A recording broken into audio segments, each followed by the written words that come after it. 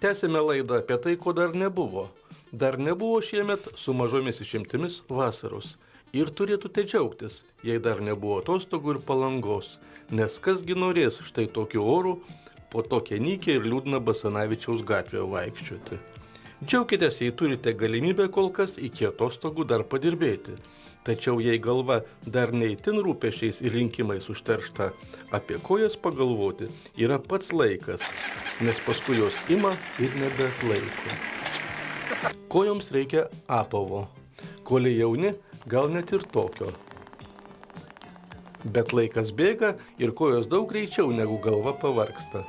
Norime pasakyti, kad ir kojoms reikia palangos, nes Palangoje vėl radome, ko dar nebuvo. Čia duris atvėrė pirmas Lietuvoje pėdos centras. Apie tai, kodėlgi čia reikėtų užsukti, pasakoja įdomios profesijos atstovė ponia Gabija. Ji yra biomechanikė. Atsistok. Žiūrėkite, jinai atsistoja ir kas atsitinka? Pirštai išsiskečia. Jinai paeik, pavaizduok judės, jinai paeina. Dar pirštukai, matot, kaip išsiskečia? Pažiūrėkime į bato formą. Toj vietoj, kur ėjimo metu mūsų pirštukai prasiskečia, mes matome, ką? Susiaurėjimą. Pirštukai neturi laisvės. Tai čiagi dėl grožio? Taip, bet jinai įgys tarp pirštų nuospaudas. Jei gali vystytis čia haliuksas. Kas tai yra? Haliuksas tai va šitas kauliukas, kuris mes matome moteris, jis būna skausmingas po to, gadina avalinį, jinai keičia tada avalinę kas 3 mėnesius, jei nepatogu, jei kojytės tinsta dėl to. Mano sena mama baisiausios problemas turi būtent dėl kauliuko. Tai čia susijęs su tuo? Taip. Jūsų mama jaunystėje turbūt mėgo labai siaurus batukus. Nu, ko gero, taip. Net turbūt mėgo aukštakulnius batukus, nes norėjau būti labai graži. O dabar aš jos labai lauksiu pas save čia pėdos centre. Ir žiūrėtumėm, ko jai galėtumėm dabar bent jau padėti, kad einant nebejaustų skausmo. Jau manau, kad jūs jai nebepadėsite, jai 90 metų. Galima padėti? Šiuo metu mes Kaune gaminame močiutei, kuriai 102 metai, ortopedinę avalynę. Ponia Gabija pasakojo, kad mūvėdamos smailenosius batelius ir sulaukė 50, šiandieninės gražuolės prisišauks kojų skausmus ir turės netgi stuburo problemų. Smailenosiai batai prieštarauja pėdos anatomijai ir todėl viena iš pėdos centro užduočių pakeisti mūsų požiūrį į madą.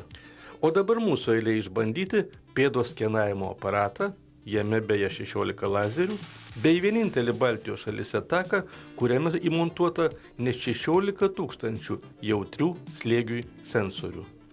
Bandymas pirmas. Kelionė taku basomis. Antroji bandymo dalis jau ne basomis, o su savo gimtaisiais batais. Praeiname ir technika užfiksuoja. Trečioji procedūra neįprastesnė ir sudėtingesnė. Speciali pėdos centro rekomenduojama avalynė.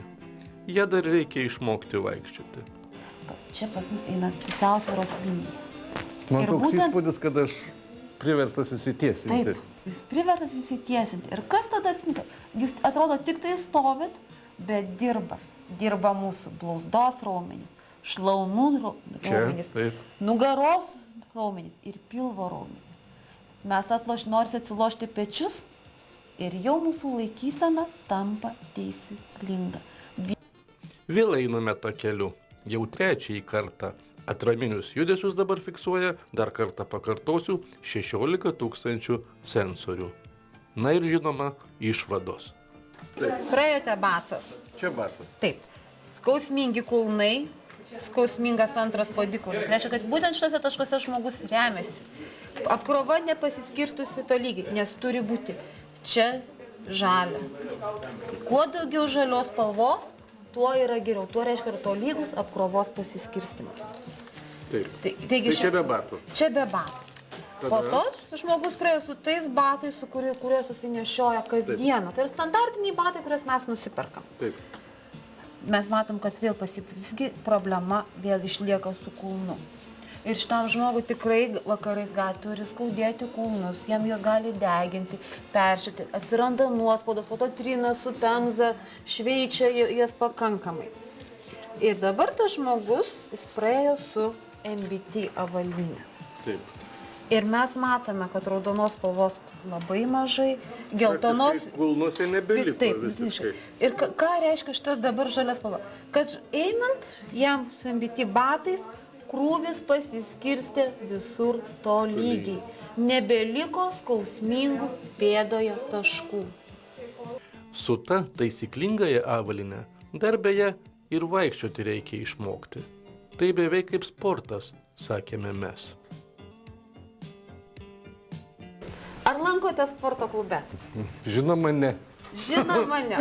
Kad tie žmonės, pavyzdžiui, kurie neturi laiko lankyti sporto klube, kaip kad aš, kur esu tikrai darboholikas, man šitie batai leidžia sportuoti net ir darbe. Na štai beveik ir visa pamokėlė. Tiesa, jei esate tarptų 5% Lietuvos gyventojų, kuriems dar nereikia ortopedinės pagalbos. Deja, tik 5% lietuvaičių nejaučia kojų problemos. Tai atvykę prie pėdos centro Palangoje galėsite pamatyti didžiausią tikrą egzistuojančio žmogaus koją. Sako, čia Belgijos piliečio koja, 72 dydis. Na, bet kol kas Palangoje blogas oras. Prastokos atostogos, tačiau atostogų kojoms metas tikrai jau atėjo.